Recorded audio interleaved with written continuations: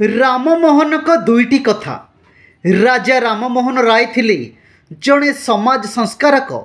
समाजरू विभिन्न प्रकार अशिक्षा और अंधविश्वास हटाइबा दिगरे से कार्य करुथिले।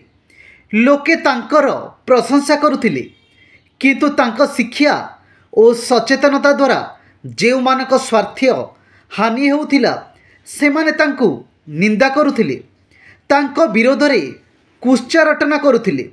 सेई कुश्चा को अनेक विश्वास मध्य करुथिले। ए कथा राजा राममोहन राय जड़े अनुगामी को बाधिला।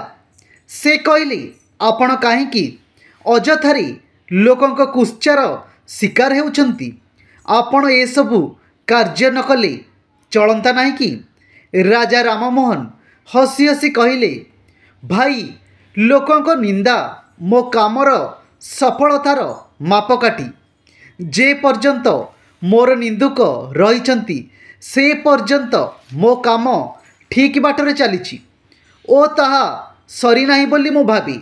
जेउ दिन निंदुक सरीजिबे से दिन मो काम भी सरीजिब। आउ दिनकर कथा, पर बाड़ी पशि फूल चोरी करुथिबा जणे ब्राह्मणक गामुछा से घरर पाचेरी उपरे रहिथिबार देखि ताकु धरी राममोहन सेठी छिड़ा होई रहिले। ब्राह्मण फूल तोली फेरिबा परे से ताहा तांकु देई कहिले, एबे मन खुशी तो? ब्राह्मण विस्मित होई कहिले, मो जिनस मते देल, एथिरे मो खुशी हेबी काईकि? राममोहन राय कहिले, ए फूल तो ठाकुरंकर, तांकु ताहा देले से खुशी हेबे बोली आपण काहेकि भाबुछंती?